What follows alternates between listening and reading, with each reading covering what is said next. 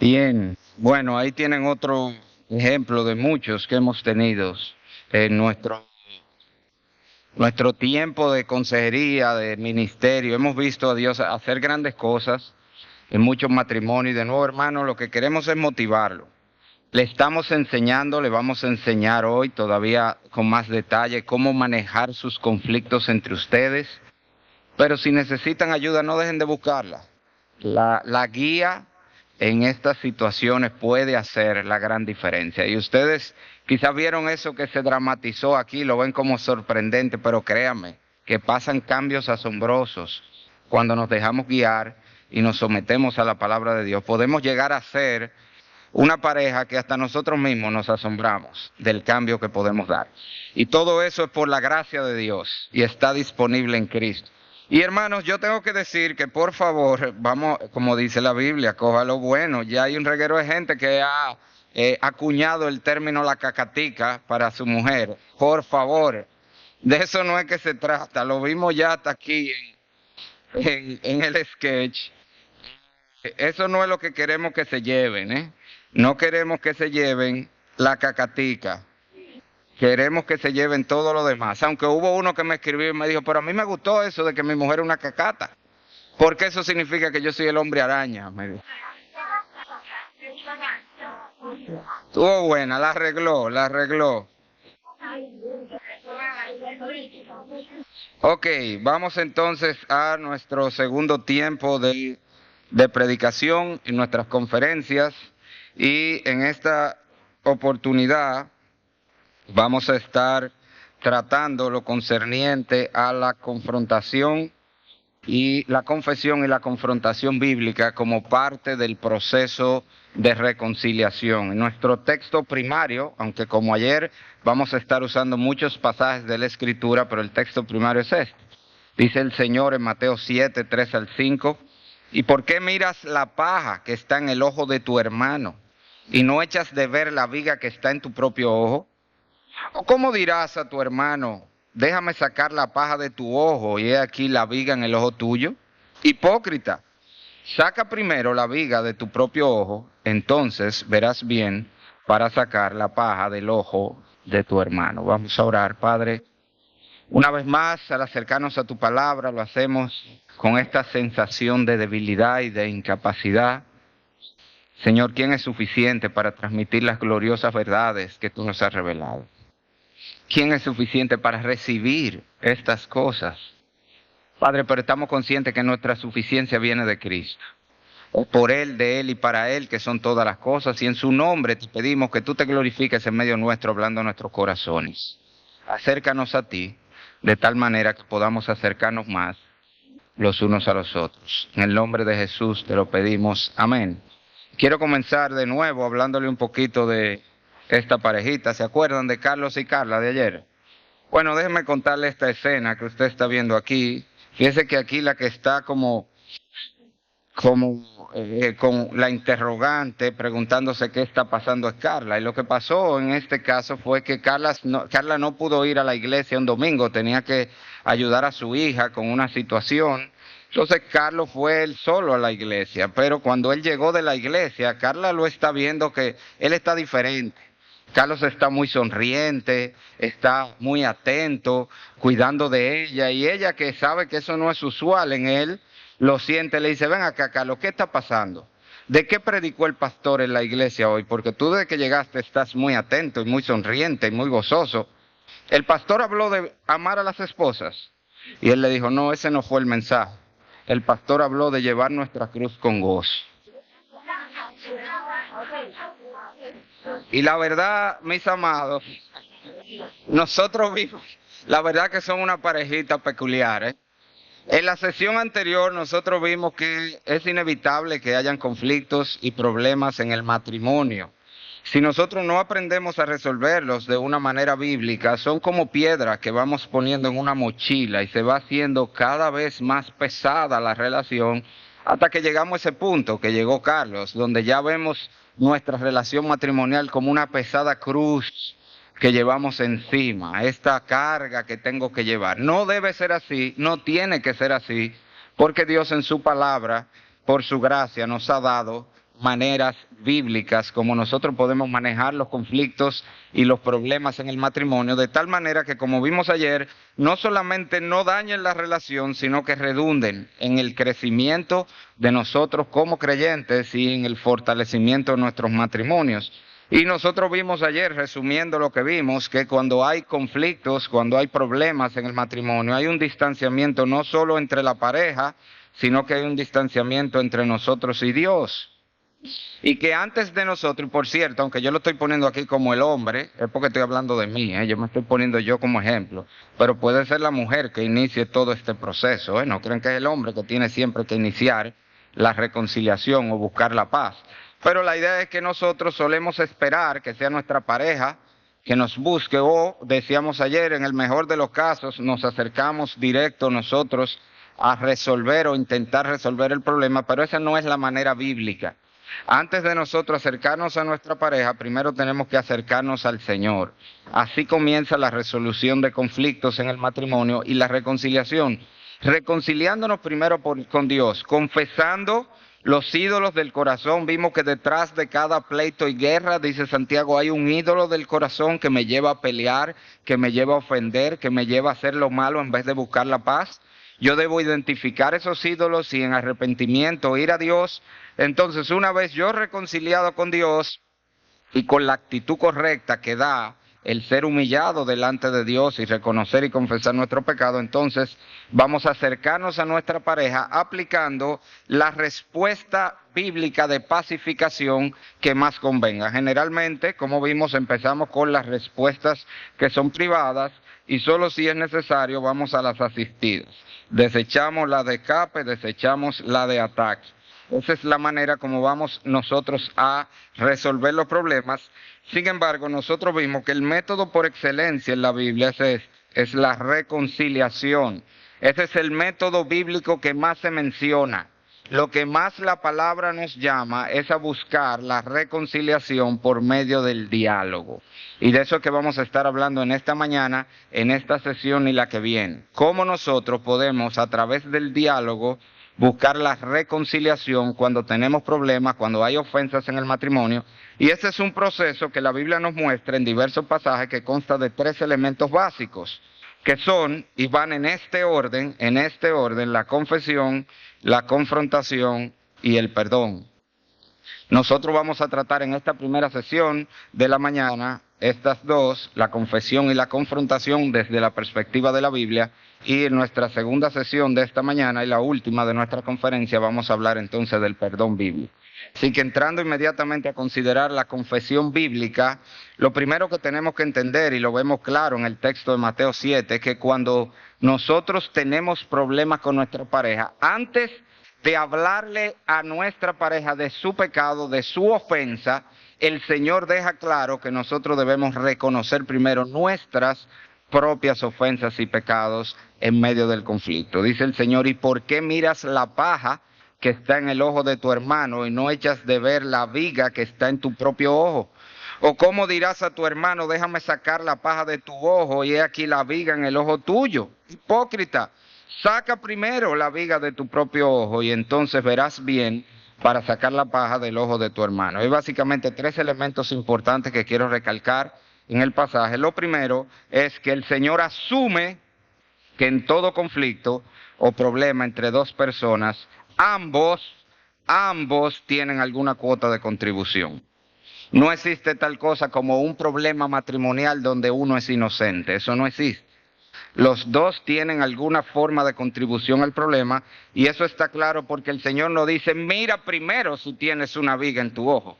El Señor dice, saca primero la viga de tu ojo. Él da por sentado que si hay un conflicto, que si hay un problema en el matrimonio, los 2 tienen cierta responsabilidad. Eso no quiere decir que es igual la responsabilidad. Uno puede tener una gran responsabilidad y otro más pequeña, pero ambos tienen una cuota que han aportado a este problema. Ahora, eso puede ser, y esto es importantísimo, puede ser que tú no comenzaste el problema, sin embargo, de muchas maneras tú puedes haber contribuido al problema que está pasando antes, durante y después de que ocurrió el altercado o que tu pareja pecara contra ti. Quizá tú no cometiste la primera ofensa, pero hiciste algo que de alguna manera detonó la ofensa. O hiciste algo mientras se estaban ofendiendo que también ofendía. O después de que fuiste ofendido por tu pareja. Y no solamente tú puedes haber pecado contra tu pareja antes, durante y después del problema que tuvieron, sino que tu contribución pudo haber sido de palabra, de actitud, de conducta y tanto por comisión u omisión. Yo no sé si usted está viendo, cuando usted analiza todas esas posibilidades, nos abre un amplio espectro de situaciones en las cuales nosotros pudimos haber contribuido. Antes, durante, después, en palabra, actitud y conducta, porque hice algo o porque no hice lo que debí de hacer. Este cuadrito quizás se lo enseña más gráfico, más fácil de ver. Lo que estamos diciendo es que antes de acercarte a tu pareja a decirle, me sentí ofendido por esto, tú tienes que primero llenar ese cuadrito con tus propios aportes al problema. ¿Qué tú hiciste antes, durante o después? ¿O qué dejaste de hacer, omisión, sean actitud, palabra o conducta, que de alguna manera contribuyó al problema que estamos teniendo? Me darle un ejemplo.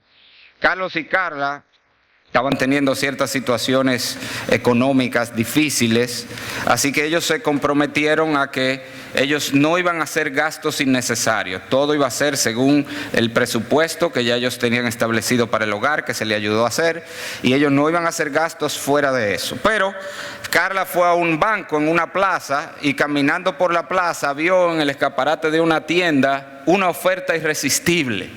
Un producto que normalmente cuesta 6,000 pesos y lo tenían solo a 2,000 pesos. Una ganga. Y Carla no pudo resistirse, así que ella sacó la tarjeta ¡fuap! Y dio un tarjetazo por 2,000 pesos. Esa notificación, usted sabe que le llega inmediatamente. Blub, blub. Le llegó a Carlos. Carlos ve 2,000 pesos en tal tienda. ¿Y de qué es esto? Y él llama a Carla. Carla, me acaba de llegar una notificación de un gasto de 2,000 pesos. Carla, emocionada, le dice, déjame contarte.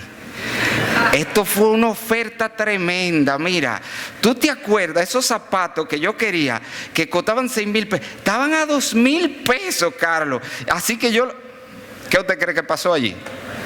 Carlos, por supuesto, hizo como en los muñequitos, que le salió humo así por los oídos. Y como decimos en buen dominicano, las rellenó como un pastelito. Le dijo de todo, la insultó, le habló toda clase de cosas. Por supuesto, Carla estaba herida. Él la hirió, él la ofendió seriamente, le dijo palabras muy feas. Carla, si Carlos no se arrepiente y viene donde ella a pedirle perdón, Carla debe acercarse a él, como vamos a ver, y confrontarlo por la manera como le habló. Eso es bíblico. Sin embargo, antes de ella hablarle a él de la manera como él le habló, ella tiene que comenzar por confesar y admitir que ella faltó en conducta porque ella hizo algo. Ya habíamos hablado de que no vamos a hacer gastos innecesarios y ella ni siquiera le consultó. Así que ella primero tiene que ir y confesarle.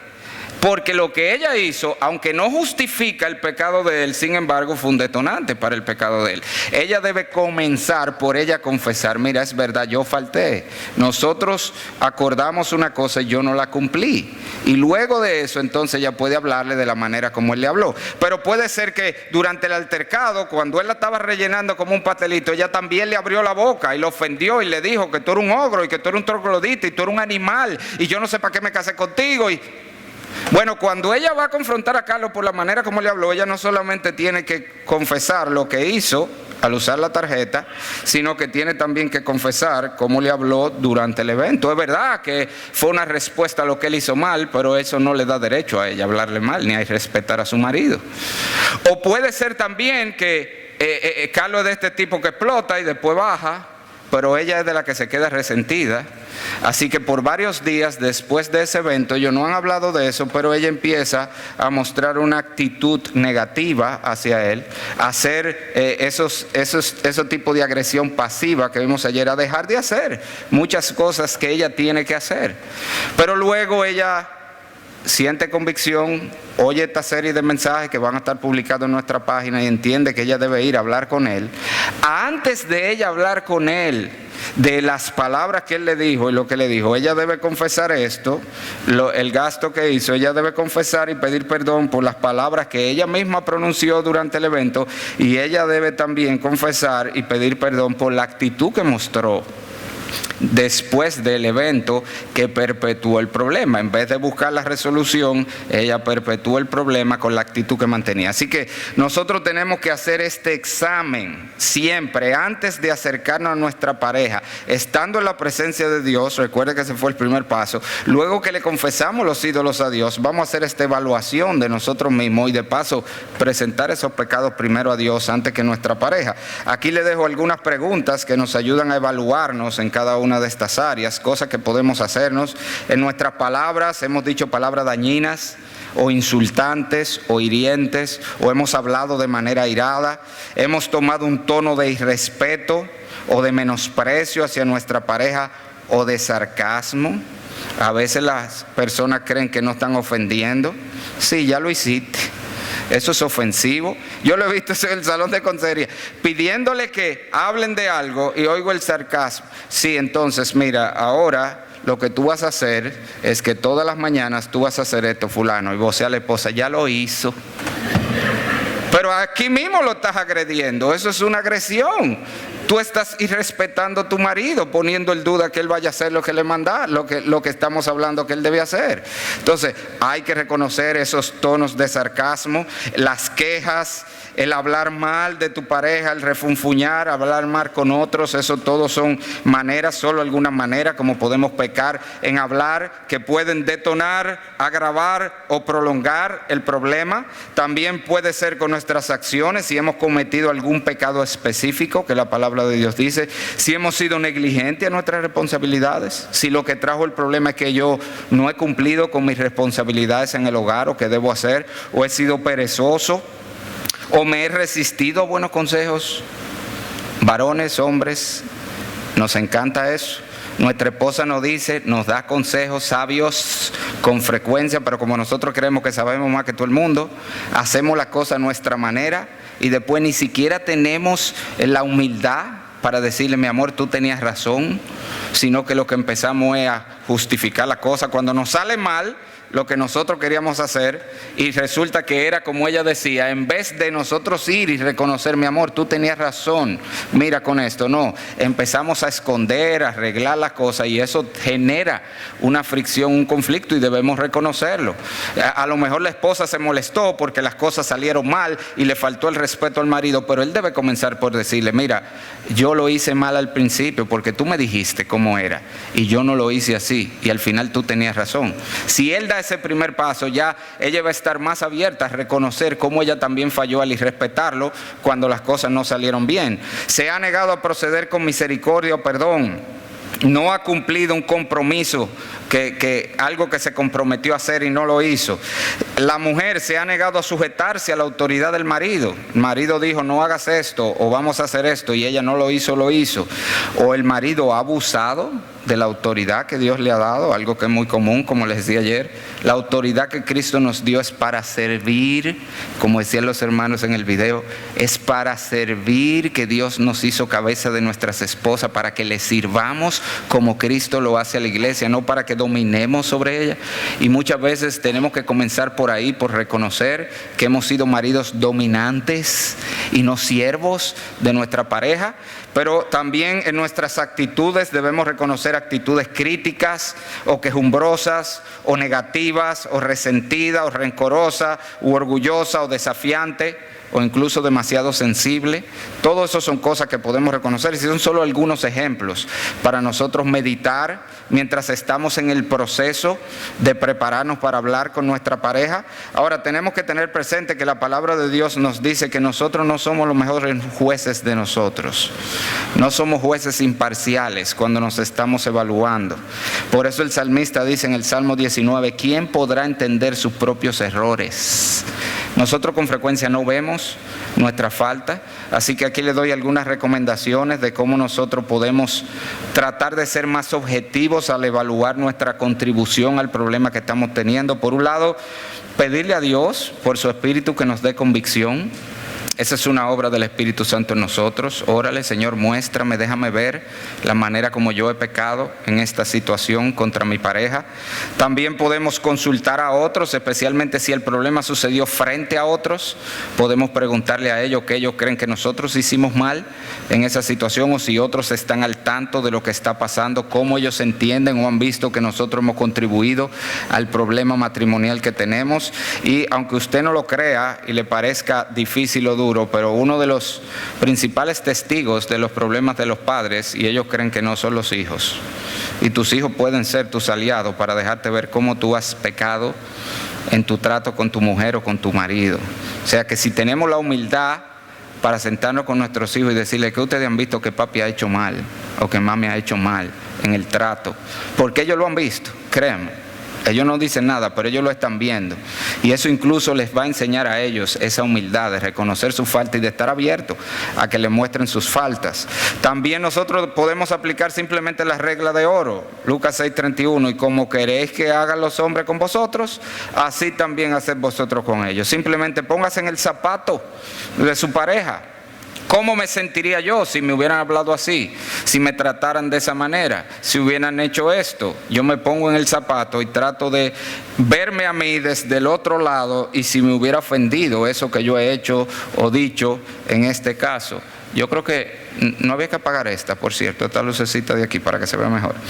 El pasaje, en segundo lugar, ese texto que vimos de Lucas nos enseña, y esto es también muy importante, que debemos considerar nuestra falta como más seria que la de los demás. Fíjese que el Señor dice: ¿y por qué miras la paja que está en el ojo de tu hermano y no echas de ver la viga que está en tu propio ojo? Y esto es importante. Y ojo con esto, puede ser que en términos reales nuestra contribución sea más pequeña, eso es verdad. Quizá lo que yo hice, y siempre hice algo, es lo que quiero que tú entiendas. Si hay un problema matrimonial, no hay inocentes. Los dos han contribuido de alguna manera. Puede ser que uno haya contribuido con el 95% y otro solo con un 5%, pero siempre hay una contribución de ambas partes. Y aunque mi contribución sea pequeña, por lo menos desde mi perspectiva, que es lo que siempre va a pasar, los dos van a sentir que lo del otro fue peor. Sin embargo, el Señor me llama a ver mi ofensa como más seria, la del otro como una paja, la mía como una viga. Y porque si él fue que pecó más o ella fue que pecó más, por una sencilla razón, usted no va a dar cuenta por el pecado de su pareja, usted va a dar cuenta por el suyo. O sea que en un sentido real y práctico, tu pecado es más serio para ti que el pecado de tu pareja. Tú no vas a dar cuenta por nada de lo que hizo tu pareja en contra tuya, pero tú vas a dar cuenta, dice la Biblia, por cada cosa que tú has hecho en contra de tu pareja. Y en el día que tú estés delante del Señor, tú no vas a poder justificarte tus pecados por el pecado de ellos. Eso es algo que yo lo digo mucho en consejería. El día que tú estés delante de Dios, escúchame bien, hermana, el día que tú estés delante de Dios y el Señor te vaya a pedir cuenta por los irrespetos, por la falta de respeto, por las veces que te portaste como una cacatica frente a tu marido, ese día tú no vas a poder decirle: Señor, pero es que él... Porque tú sabes lo que el Señor te va a decir: espérate, es que con él yo voy a hablar ahorita. Él no tiene que ver con esto. Yo te estoy preguntando, ¿por qué fue que tú hiciste lo que hiciste? O sea, ¿por qué tú haces eso si tú sabías que eso no es lo que yo te mando a hacer? Tú no vas a poder justificarte tirándole la cuava a tu pareja, porque cada uno dará cuenta de sí, dice la Biblia. Tú vas a dar cuenta por tus faltas en el problema, por tu pecado en el problema, independientemente de lo que hizo tu pareja. Así que por eso la palabra de Dios, el Señor nos está diciendo: tu problema en lo que a ti respecta, tu pecado es más serio, porque lo que hizo tu pareja no te va a afectar en nada en el juicio delante de Cristo. Pero sí, cada cosita que tú hiciste, tú vas a dar cuenta de ella. Así que más serio, debes verlo como más importante. Y solo después, eso es lo tercero que el pasaje nos deja ver, que nosotros hemos lidiado con nuestro propio pecado delante de Dios, entonces estaremos en condiciones de lidiar con el pecado del otro. Fíjese que el Señor dice: hipócrita, saca primero la viga de tu propio ojo, entonces verás bien para sacar la paja del ojo de tu hermano. Fíjese que el propósito de yo sacar la viga mía es para entonces yo ver bien el problema, la falta, el pecado de mi pareja. Lo que el Señor nos está diciendo es que después que ya yo me he sentado a ver mi contribución, entonces yo voy a tener una visión más balanceada del problema. Ya yo voy a ver que yo no soy una víctima aquí, porque quizás yo no detoné el problema, quizás yo no comencé el problema, pero yo también he ofendido, yo también he pecado. O sea que yo no soy una víctima inocente en este problema, y ya eso me da un balance a la hora de hablar con mi pareja. Pero no solamente eso, eso nos ayuda a ser más misericordiosos y perdonadores. ¿Por qué? Porque nos damos cuenta que nosotros también necesitamos de su perdón y de su misericordia, así como hemos necesitado del perdón y la misericordia de Dios. Así que comienza con nosotros reconociendo, evaluando nuestros corazones, viendo nuestra propia falta, nuestra contribución al problema antes, durante y después, pero no solamente reconociendo, sino confesándolo. La Biblia nos llama a confesarlo delante de Dios y delante de nuestra pareja. Proverbio 28:13, el que encubre sus pecados no prosperará, pero el que los confiesa y se aparta alcanzará misericordia.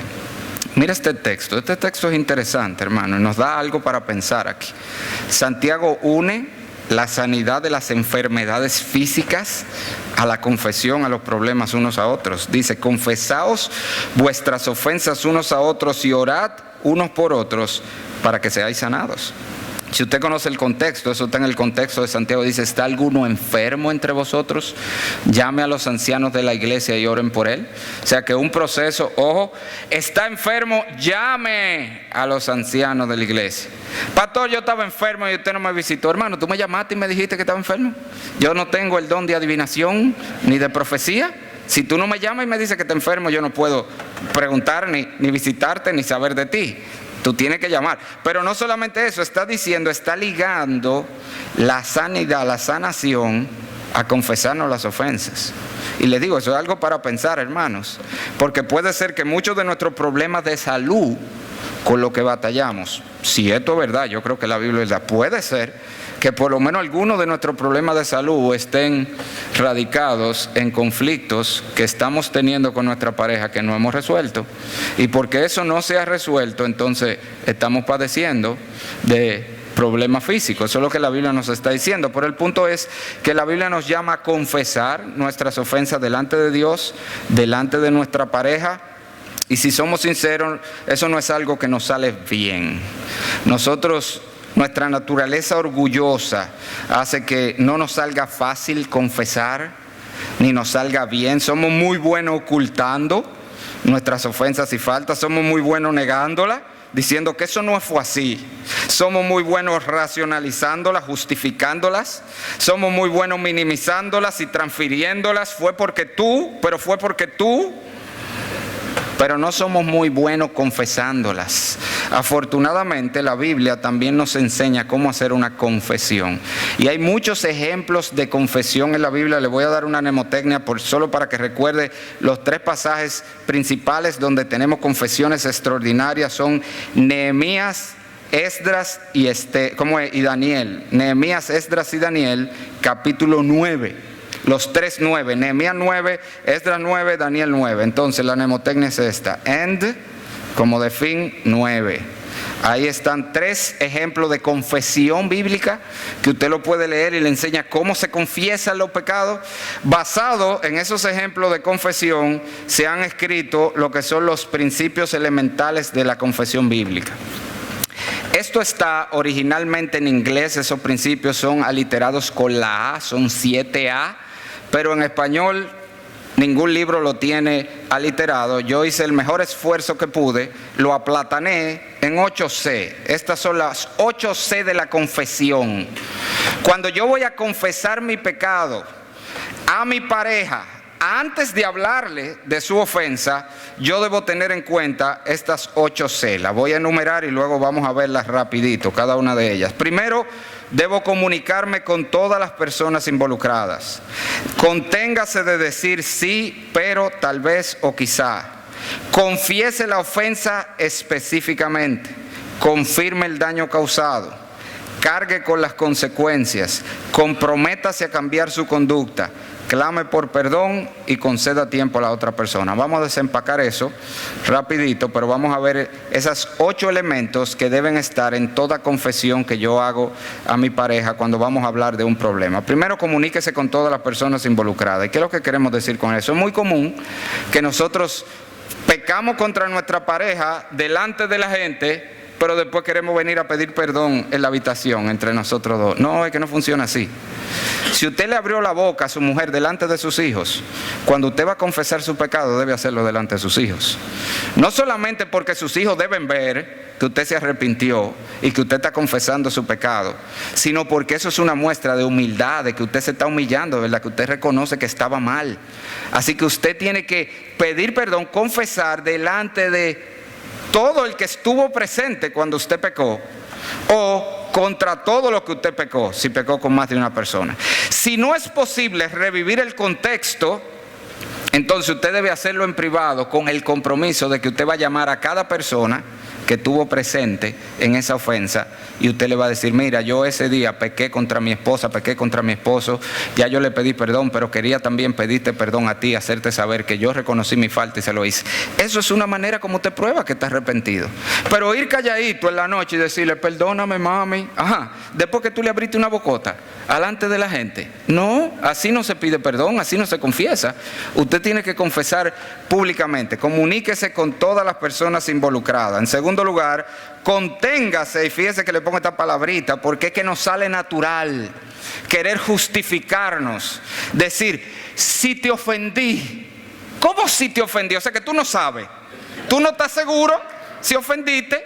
Si te ofendí, no diga que te ofendió. Mira, es verdad, yo te ofendí, pero tú sabes que es que yo estaba cansado. O sea que tú no eres culpable tampoco todavía. O sea que quizá cuando tú estés cansado, ella debe esperar que tú la vas a ofender siempre, porque eso te justifica. Entonces nosotros debemos evitar esas palabras: sí, pero, tal vez, o quizá cuando estamos confesando nuestros pecados. Estas insinúan que usted no está seguro de haber cometido la ofensa, o que no se siente completamente culpable, o simplemente transmiten que usted no ha asumido responsabilidad por sus acciones y sus palabras y sus actitudes, o la transfiere, que es el peor. El pero es el peor. Sí, mira, yo sé que yo te hablé mal, pero fue que tú... entonces ya yo no soy el malo, eres tú que me provocaste. No, debemos contenernos de decir sí, pero, tal vez o quizá. En tercer lugar, debemos confesar a la ofensa específicamente. ¿Qué es esto? Nosotros debemos decir cómo. No, perdóname por ser un mal esposo. Usted no está diciendo nada. Diga qué fue lo que usted hizo, que es de mal esposo. Diga cómo usted ha sido un mal esposo. Perdóname por haberte faltado el respeto. No, diga cómo usted faltó el respeto. Perdóname por gritarte y faltarte el respeto al subirte la voz. Eso es una confesión verdadera. Diga cómo usted ha ofendido. No, perdóname por ofenderte. Diga qué fue lo que usted hizo. Hable específicamente de la ofensa, y de hecho, si puede señalar un pasaje bíblico específico y decir: perdóname por esto, porque la Biblia me dice esto, esto y esto, y yo hice esto otro. Nosotros tenemos que ser lo más específico posible, citando la Biblia, diciendo en qué hemos pecado. En cuarto lugar, debemos confirmar el daño causado. Y lo que nos referimos con eso no es solo tan sencillo de decir te herí, te grité. No, tenemos que reconocer cómo el haberle gritado pudo haber dañado. ¿Cómo le puede haber dolido eso, nuestra ofensa? Le pongo aquí: usted debe decir: te herí con mis palabras. Perdóname por haberte gritado, porque yo sé que te hirieron mis palabras. Usted le está dando a entender al otro que usted entiende su dolor.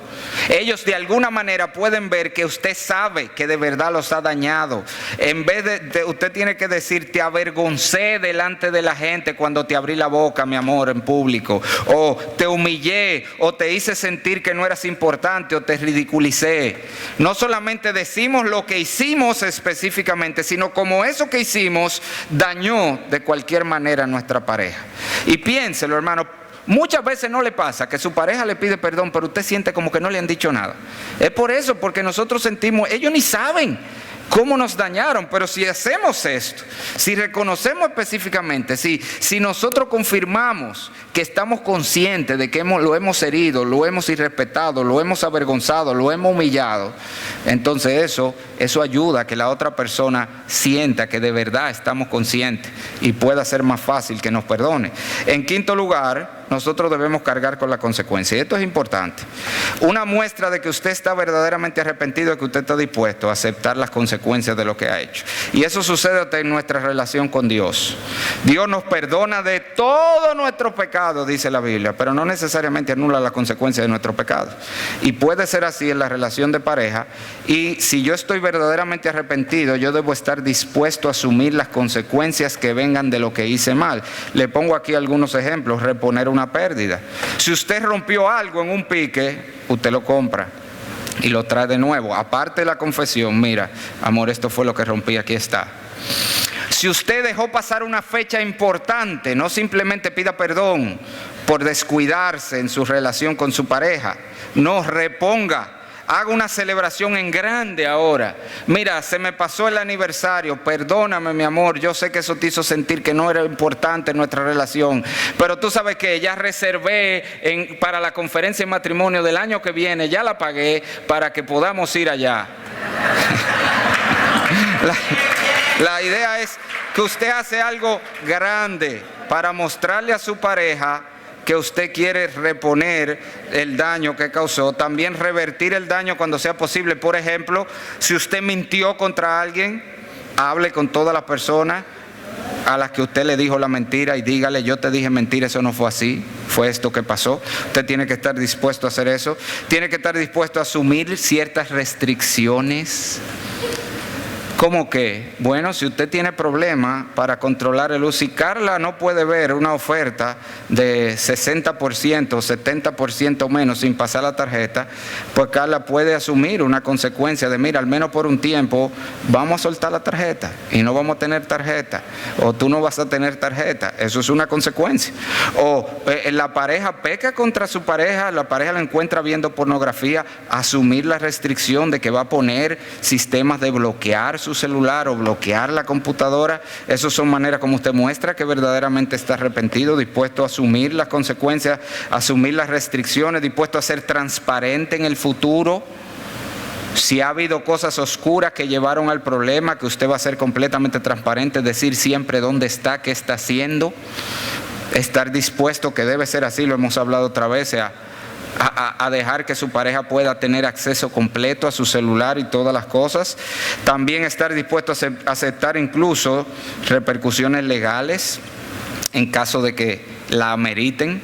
Le pongo aquí el caso de Onésimo. Yo no sé si usted conoce la Biblia, el libro Filipenses de Filemón, donde Onésimo era un esclavo que había robado a su amo y había huido, y Pablo lo manda: mira, eso es cristiano. Ve donde él confiesa, pide perdón y está dispuesto a que él haga lo que él quiera.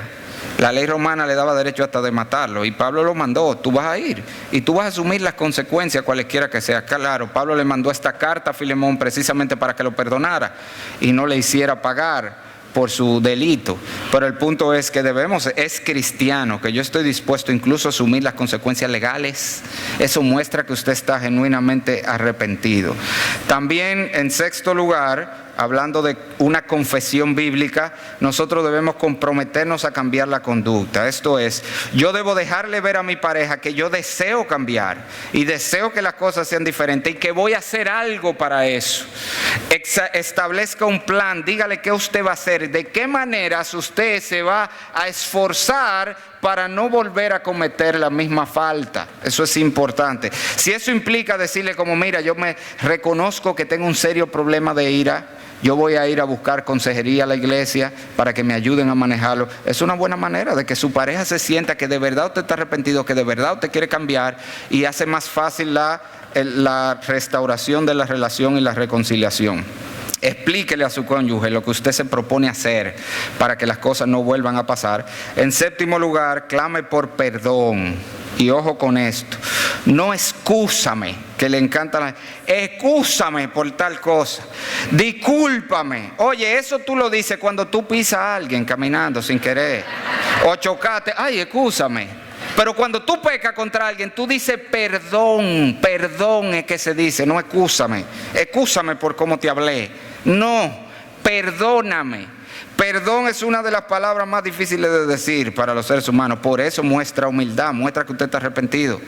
De hecho, yo les he dicho otras veces que hay 3 palabras, eso está probado, las 3 palabras más difíciles de pronunciar para la lengua humana son ácido desoxirribonucleico, clorofluorocarbono, pero la más difícil de todo es perdón.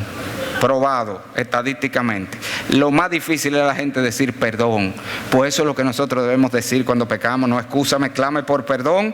Finalmente, en este respecto, debemos conceder tiempo a la otra persona. A veces cometemos ofensas muy serias o que la hemos cometido por mucho tiempo y esperamos que el perdón se nos otorgue de manera instantánea. Y vamos a hablar de eso, vamos a hablar del perdón en la próxima sesión.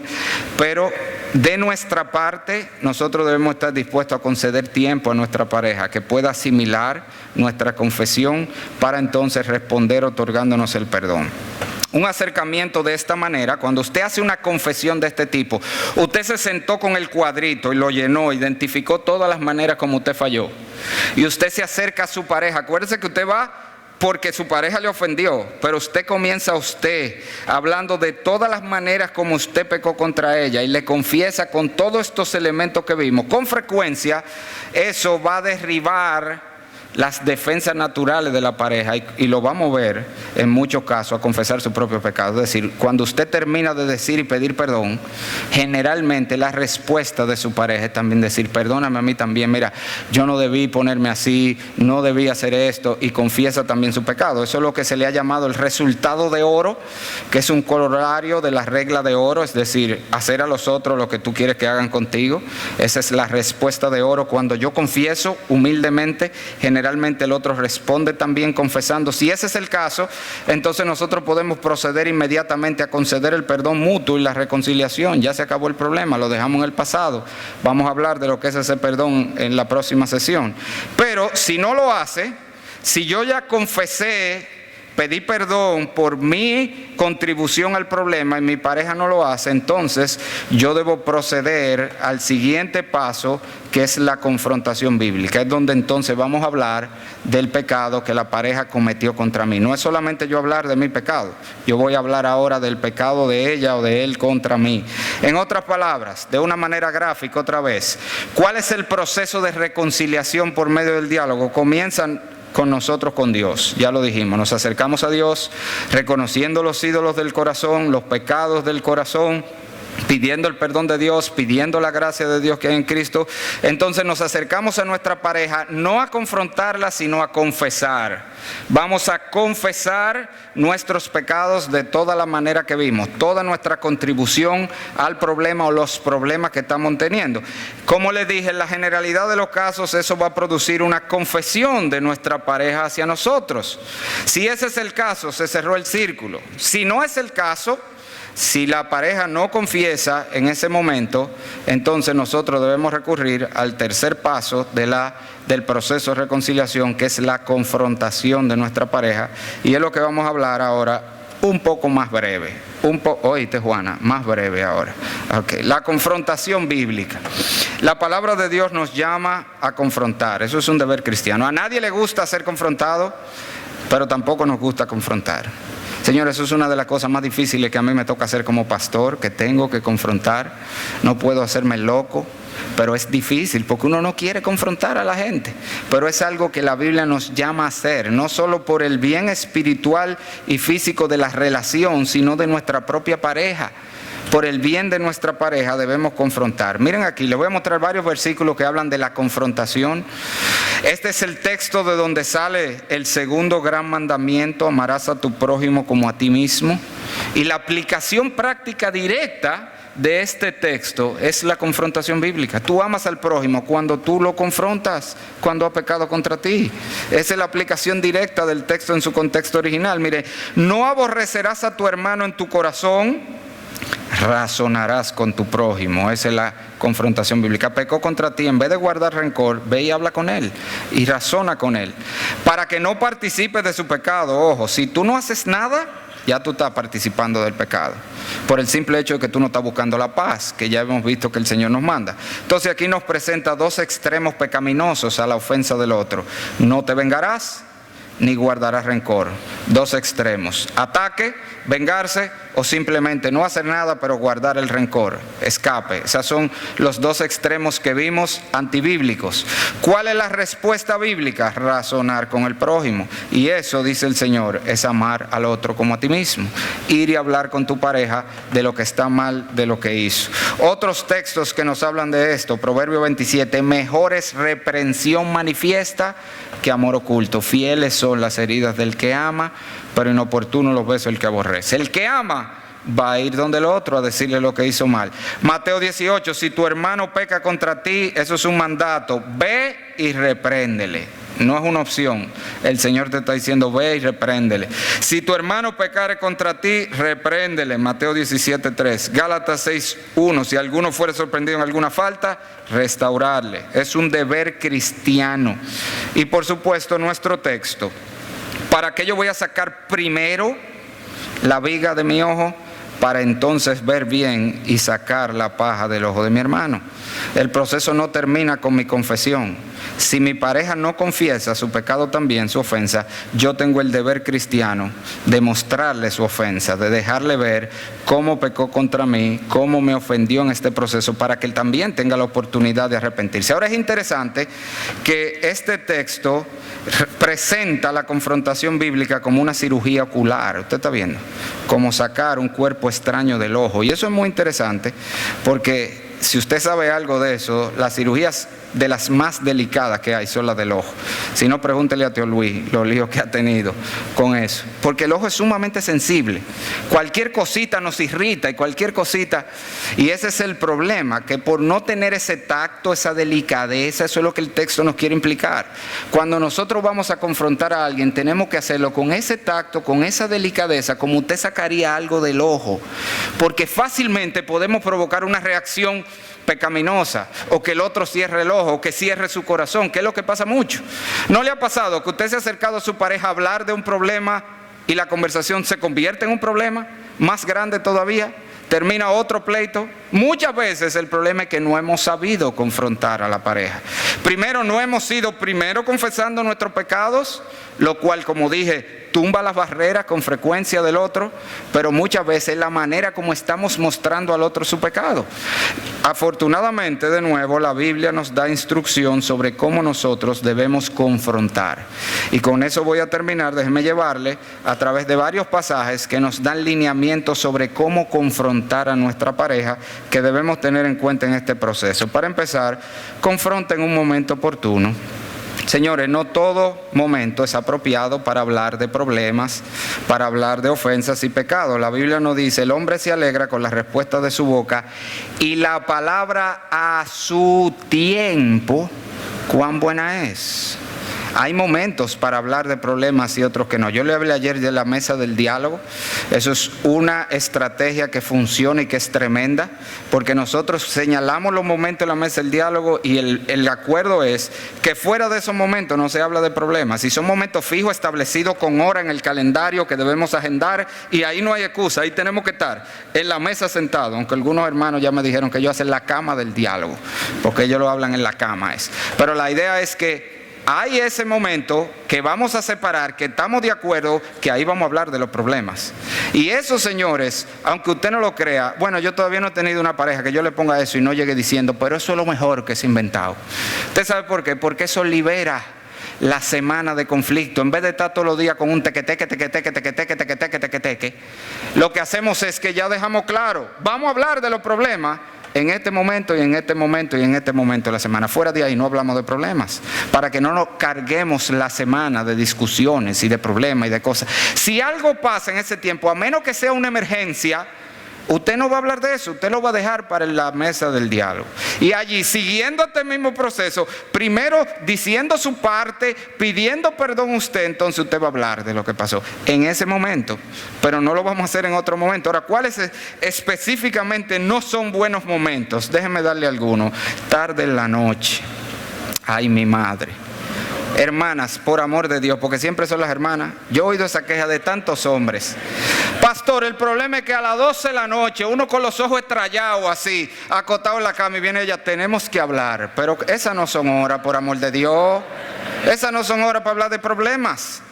De noche el hombre con un sueño, cayéndose. O la mujer, en cualquier caso. Mire de hecho este versículo que le pongo, el Proverbio 27:14. Al que muy de mañana, esto es en la madrugada, bendice a su amigo en alta voz, le será contado como maldición. Una bendición en la madrugada es una maldición, dice la Biblia. ¿Cuánto más una confrontación? Esas no son horas durante la noche, tarde de la noche, temprano en la mañana, cuando su pareja llega cansado o cansada del trabajo. No lo agobie. A veces no ha entrado bien el hombre por la puerta y ya la mujer le está trayendo problemas. No lo agobie, déjelo que descanse, déjelo que llegue, déjelo que se siente. Prepárele una cenita buena. Yo le digo a las hermanas, aprendan de Esther. Esther quería hablar con su marido y le preparó 2 sancochos de 7 carnes antes de hablar con él. Porque usted no prepara el ambiente para eso. Tampoco es un buen momento en medio de una reunión o actividad familiar. El esposo hace algo en una actividad, de verdad él pecó, pero ella quiere hablarlo en medio de esa actividad. No, vamos a esperar a un momento donde estemos a solas. Cuando está abrumado por algún problema o situación, solo algunos momentos que definitivamente no son oportunos. No solamente debemos confrontar en el momento oportuno, debemos confrontar en privado. Yo le dije que se confiesa en público, pero en todos los casos se confronta en privado. Aunque la ofensa que hayan cometido contra nosotros fue pública, yo voy a confrontar en privado. Ya le toca al ofensor confesar públicamente. Él es que le toca crear el contexto o hablar con las personas que presenciaron. Pero la confrontación siempre se hace en privado. Recuérdense que lo que estamos buscando es que haya un corazón abierto para recibir lo que se está diciendo. Entonces, la Biblia de hecho nos dice, el Señor, si tu hermano peca contra ti, ve y repréndele estando tú y él solos. Siempre en privado. Y se trata de mantenerlo más privado. Aun cuando tengamos que progresar en Mateo 18, que es el proceso de disciplina, siempre se trata de involucrarlo menos. Si no podemos entre nosotros, lo dice, involucra 1 o 2, que es el proceso de consejería. Metemos otro o 2 personas más. Y así vamos avanzando, tratando de mantener la confrontación lo más privada posible. Tenemos en tercer lugar que reconocer primero las evidencias de gracia. Y esto es importante. No solamente yo voy a confesar mi pecado primero, sino que antes de hablarle de su pecado, yo debo confesar y hablar de las evidencias de gracia, de lo bueno que tiene nuestra pareja. Otra vez, recuerde que todo eso se trata de que su corazón se abra para que vea que no somos sus enemigos, que estamos haciendo esto por amor. Y gran parte de eso es reconocer lo bueno que hay. Le pongo aquí solo un ejemplo de muchos en la Biblia. El Señor en las cartas de Apocalipsis, prácticamente casi en todo excepto una, Él tiene que corregir cosas. Pero generalmente el Señor no comienza con la corrección. Él comienza diciendo lo bueno que tenía. Y después que dice lo bueno, dice, pero tengo contra ti. Ese es el mismo modelo de Pablo en sus cartas. ¿Usted lo ha visto? Yo le enseño eso a la gente en consejería con 1 Corintios. 1 Corintios está completamente destinada a tratar con problemas en la iglesia. Todo era un problema tras otro que había, de todo tipo. Desde el capítulo 1, versículo 11 en adelante hasta el final, todo lo que Pablo está haciendo es hablando de problemas y problemas y problemas y problemas y problemas y problemas y problemas y pecado y falta y problemas doctrinales, todo eso. Pero usted sabe cómo comienza Pablo en 1 Corintios 1 al 10. Dando gracias a Dios por ello y resaltando todo lo bueno que había en ellos. Así como se confronta. Usted comienza diciéndole lo bueno que es su pareja, todo lo bueno que tiene, todas las cosas por las que usted da gracias. Y entonces después usted le va a hablar de la falta que cometió. En cuarto lugar, la Biblia nos dice que debemos dejar claro que nuestra intención no es acusar, condenar, destruir, sino que restaurar, reconciliar y edificar. Fíjese que Mateo 18 habla de has ganado a tu hermano. Yo sí he visto gente, no, porque la Biblia dice que si peca, ve y repréndele, porque tiene que pedirme perdón. Ese no es el punto. El punto aquí no es que humillar al otro. Tú lo que quieres es ganarlo, es restaurar la relación, no humillarlo. no hacer lo que se humille y me pida perdón. Ese no es el punto, el espíritu del pasaje no es ese, es ganarlo. Es que reconozca que está mal y vuelva a la obediencia a Dios para que podamos mantener la relación como Dios quiere. Es ganar a tu hermano, es restaurarle, Gálatas 6:1. Reconciliación, eso es lo que queremos, y tenemos que dejarle claro que no estamos condenándolo, no estamos aquí atacándolo. Lo que queremos es arreglar esto, lo que queremos es restaurar nuestra relación, y eso tiene mucho que ver no solo con lo que decimos, sino cómo lo decimos. Si tú hablas de una manera cortante, de una manera airada, si tú hablas de una manera autoritaria, entonces tú no vas a tener una buena respuesta. Tenemos que desechar toda palabra corrompida, dice la Biblia, usar la que sea buena, necesaria, edificante y que dé gracia. O como dice Proverbios 12:18, que nuestra lengua sea medicina. Vamos a confrontar con una lengua que sana, no que hiere más. El punto no es herirlo mientras lo confrontamos, es sanarlo, es mostrarle su falta para que pueda arrepentirse y haya restauración. En quinto lugar, nosotros tenemos que confrontar, y tiene que ver con esto mismo, con una actitud de humildad y mansedumbre. Vosotros que sois espirituales, y eso quiere decir que esto no lo podemos hacer sin la llenura del Espíritu Santo. Por eso que tenemos que primero arreglar nuestra relación con Dios para estar llenos del Espíritu y poder restaurarle con espíritu de mansedumbre. Aquí le pongo, no con un espíritu de superioridad, como de que tú estás mal y yo estoy bien, el del problema eres tú y yo no. Ya vimos que no, yo voy a empezar conmigo y dejando claro que yo también soy parte del problema. No de superioridad, no con palabras airadas o cortantes, no de forma autoritaria, no de forma contenciosa. En sexto lugar, y esto es sumamente interesante, haz preguntas antes de afirmar. Tú hiciste, tú puedes preguntar, amor, tú hiciste tal cosa, o amor, ¿qué pasó en esta situación? A mí me llama la atención, usted sabe quién es que está hablando en estos dos casos, y mucho más que le puedo buscar, es Dios. El Dios que sabe todas las cosas. Esto es confrontando a Caín después que mató a Abel, esto es confrontando a Adán después que pecó, y Dios le hace preguntas. Caín, ¿dónde está tu hermano Abel? Él le pregunta, él no le dice, Caín, abusador, mataste a tu hermano. Caín, ¿dónde está tu hermano Abel? ¿Por qué? Porque eso le daba la oportunidad a Caín de él confesar. Y eso es lo que hacen las preguntas. Da la oportunidad de que yo no tenga que decirte lo que hiciste mal, que tú mismo lo puedas reconocer. Y es mucho más fácil el proceso. Tú haces preguntas. Miren aquí, el Señor no sabía dónde estaba Adán, ni por qué estaba escondido. Claro que lo sabía, pero le hace preguntas. ¿Dónde estás, Adán? Tuve miedo y me escondí. ¿Quién te enseñó que estaba desnudo? ¿Has comido del árbol? ¿No sabía el Señor eso? Claro que lo sabía. Pero si tú preguntas, tú das la oportunidad de que salga del otro la confesión y no tengas tú que señalarle el pecado. Es mucho más fácil cuando ellos lo reconocen por ellos mismos, no los pone a la defensiva. Todavía más cuando tú preguntas, tú das la oportunidad a veces de que te expliquen cosas que te dejan ver que no hubo tal ofensa. Muchas veces son malos entendidos que hay en el matrimonio, pero si tú vas inmediatamente con la acusación, no le das el chance de que el otro te explique cosas que pasaron, que quizás se malinterpretaron. Ahora, cuando nosotros hacemos preguntas, y esto es importante, debemos estar dispuestos a escuchar atentamente, a ponernos y ver las cosas desde la perspectiva del otro, como nos lo está diciendo, y más importante, siempre, ojo, siempre en todos los casos, a menos que usted tenga evidencia irrefutable de que no es así, usted debe aceptar lo que su pareja le dijo. Si él le dijo que esa pared verde y usted no la está viendo, usted le va a creer que la pared verde. Usted no la está viendo, usted tiene que creerle a su pareja, porque eso es lo que hace el amor todo lo cree. Ahora, si usted la está viendo y dice, no mi amor, yo la estoy viendo y es blanca, no me diga que es verde, eso es otra cosa. Pero usted no la está viendo y le digo que es verde, tú lo vas a aceptar.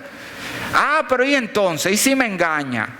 ¿Usted cree que hay un Dios en los cielos que revela toda la cosa? La Biblia dice que hay un Dios en los cielos y que lo que se dice en secreto se voceará desde las azoteas. Entonces usted le va a creer lo que su pareja le diga, a menos que usted tenga evidencias irrefutables, usted lo va a aceptar como bueno y válido. Eso hace que fluya este proceso de reconciliación. En séptimo lugar, usted debe referirse específicamente a la ofensa en primera persona. Esto también es muy importante. Haz un énfasis mayor en tus sentimientos que en las acciones de los otros. Le pongo aquí ejemplo. En vez de decir, tú me heriste cuando dijiste, tú dices, me sentí herida cuando dijiste. ¿Tú ves la diferencia? Yo te estoy acusando. Pero si yo digo, me sentí herida cuando tú dijiste, yo lo estoy poniendo desde mi perspectiva. No es tanto lo que tú hiciste, es como yo me sentí. En vez de, tú me ofendiste, di, me sentí ofendido. Estoy hablando de mí. Tú me faltaste el respeto. No, amor, me siento irrespetado cuando tú me alzas la voz delante de los niños. O cuando yo te digo que no hagas algo y tú lo haces. Yo hablo de mí, de cómo yo me sentí. En 8º lugar, evitar las generalidades. Tú nunca llegas temprano. Tú siempre haces eso, embuste suyo. Eso no es verdad. No es verdad. Porque puede ser que la mayoría de veces lo haga, pero no siempre. Las palabras siempre y nunca pertenecen solo a Dios. Nosotros debemos hablar de cosas específicas. Ayer dijiste tal cosa, no, tú siempre dices. La semana pasada, amor, faltaste 3 veces al compromiso que teníamos. No, tú siempre faltas al compromiso. No, tenemos que hablar de cosas específicas, no de generalidades. En 9º lugar, hablar de las acciones, no de las intenciones. Usted no puede decir por qué alguien hizo algo. Eso tú lo hiciste porque, eso es embuste suyo, usted no sabe eso. El corazón nada más lo conoce Dios y la persona. Y la Biblia dice, el Señor es que va a aclarar y manifestará las intenciones del corazón. Nunca debemos usar el tú hiciste para o tú hiciste porque. Eso pertenece a Dios. Vamos a hablar de lo que hiciste, de lo que dijiste, pero no del por qué o para qué lo hiciste. Y en último lugar, en este sentido, tenemos que ministrar el Evangelio. Y esto es muy importante. La palabra de Dios nos deja ver que lo que verdaderamente mueve al arrepentimiento es el Evangelio, no es la ley, no es condenar a la gente. No es simplemente decirle lo que hizo mal. El Señor nos dice que nosotros somos ministros de reconciliación. Nos reconciliamos con Dios para entonces llamar a otros a reconciliación. Y ese llamado a reconciliación es por medio de la obra de Cristo. Eso es lo que Pablo está diciendo. Le está hablando a creyentes, a los corintios. Él dice, Dios nos dio el ministerio de la reconciliación. Y nos dio la palabra de la reconciliación. ¿Y cuál es esa palabra? El que no conoció pecado, por nosotros lo hizo pecado para que nosotros fuésemos hechos justicia de Dios en él. En otra palabra, cuando yo confronto, yo debo de recordarle a la gente no solo su pecado, sino la gracia que hay en Cristo. Mire esta gran cita, usted no la va a ver ahí porque está muy pequeña, pero le pongo esta gran cita de Paul Tripp en su libro Instrumento Hermano del Redentor. Se la leo sin desperdicio, es grande pero sin desperdicio. Dice, un error que a menudo cometemos cuando tratamos de llevar a alguien al arrepentimiento es hacer hincapié en la ley por encima del Evangelio. Sin embargo, Pablo dice en Romanos 2:4 que es la bondad de Dios lo que nos lleva al arrepentimiento. También dice 2 Corintios 5:14 que es el amor de Cristo el que nos obliga a no vivir para nosotros mismos sino para Él. La gracia del Evangelio es la que convierte nuestros corazones, porque el Evangelio es la magnífica promesa de Dios de perdón en Cristo. Confrontar a las personas no es solo confrontarlos con su fracaso y pecado, sino también confrontarlos con el Evangelio. No podemos olvidar esto. Tenemos que recordarle a la gente su identidad en Cristo. Tenemos que recordarle la maravillosa promesa del perdón de Dios y el don maravilloso del Espíritu Santo que mora en nosotros, quien nos da fuerza para obedecer. Estas verdades le dan a los creyentes el valor de examinar sus corazones, confesar su pecado y volverse a Cristo. Si hablamos como agente de arrepentimiento, la ley no es suficiente. Tenemos que llegar también con el Evangelio. Termina la cita. En conclusión, entonces, hermano, el proceso de reconciliación, como usted vio hoy, no es fácil ni sencillo. Es un proceso, es un proceso. De hecho, por eso le dije, esto es más información que la que ustedes pueden asimilar en un solo momento. Por eso esto va a estar grabado en nuestra página. Estos PowerPoint van a estar en PDF en nuestra página para que ustedes lo puedan descargar y examinar y revisar. Pero en la medida que nos vamos haciendo más diestros en este proceso y lo vamos haciendo una y otra vez, se va haciendo más fácil y van sanando las heridas y vamos teniendo los matrimonios que Dios quiere que tengamos. Ahora, este proceso comienza con nosotros, recuerden, nuestro propio corazón, evaluando nuestras palabras, actitudes, conductas y confesándola delante de nuestro Dios primero y luego a nuestra pareja. Una vez hemos sacado la paja del ojo, procedemos entonces a confrontar en amor, con mansedumbre, mostrándole su pecado y apuntándole al perdón y la gracia que hay en Cristo. Entonces, cuando todas las partes han confesado su pecado y se han arrepentido, pasamos al siguiente paso, que es el de perdonar. El Señor no nos da otra opción. Si tu hermano pecare contra ti, repréndele, y si se arrepiente, perdónale. No hay más nada que hacer. Tenemos que otorgar el perdón, pero de eso vamos a hablar en nuestra siguiente sesión. Termino de nuevo mostrándole el proceso de una manera gráfica. ¿Cómo es el proceso de reconciliación? Primero yo con Dios, me acerco a Dios identificando los ídolos de mi corazón, confesándolos. Ahí mismo hago mi evaluación con el cuadrito de qué manera yo contribuí en este proceso. Lo confieso a Dios primero y luego voy a mi pareja y le confieso todas las maneras como yo pequé en este proceso, en este conflicto, en este problema que estamos teniendo. Eso en la generalidad de los casos va a producir una confesión de mi pareja. Si mi pareja confiesa, se resolvió el problema, solo tenemos que perdonarnos y reconciliarnos. Si no confiesa, entonces pasamos a la confrontación, siguiendo todos los elementos que ya vimos. En la generalidad de los casos, casi todos, la confrontación, si es hecha, como vimos, va a llevar a la confesión de la pareja y entonces entramos todos en el círculo del perdón, todos reconciliados uno con otro y con Dios. Ahora alguien pregunta: pastor, ¿y qué si yo confronté bíblicamente y aún así mi pareja no confiesa su pecado y no se arrepiente? Bueno, primero asegúrese que lo hizo bien y si es necesario vuelva a hacerlo.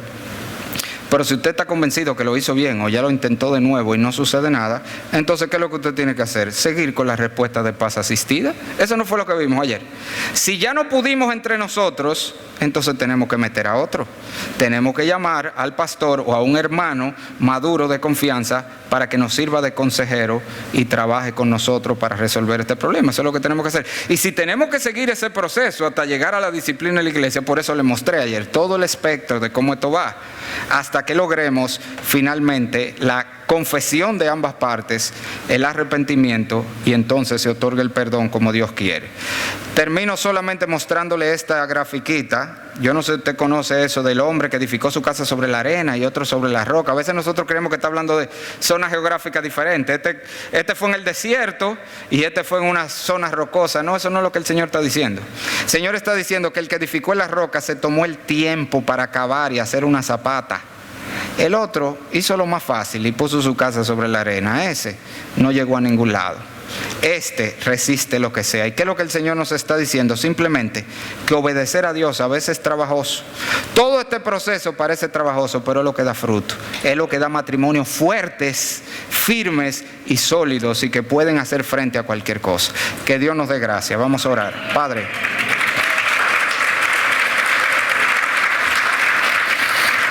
Señor, gracias te damos por este tiempo. Te pedimos ahora que tú santifiques esta palabra en nuestros corazones y la hagas germinar y dar fruto. Danos ahora, Señor, un tiempo de descanso en este intermedio y de preparación también para seguir recibiendo tu palabra. En el nombre de Jesús, amén. Amados, tenemos unos 25 minutos aproximadamente.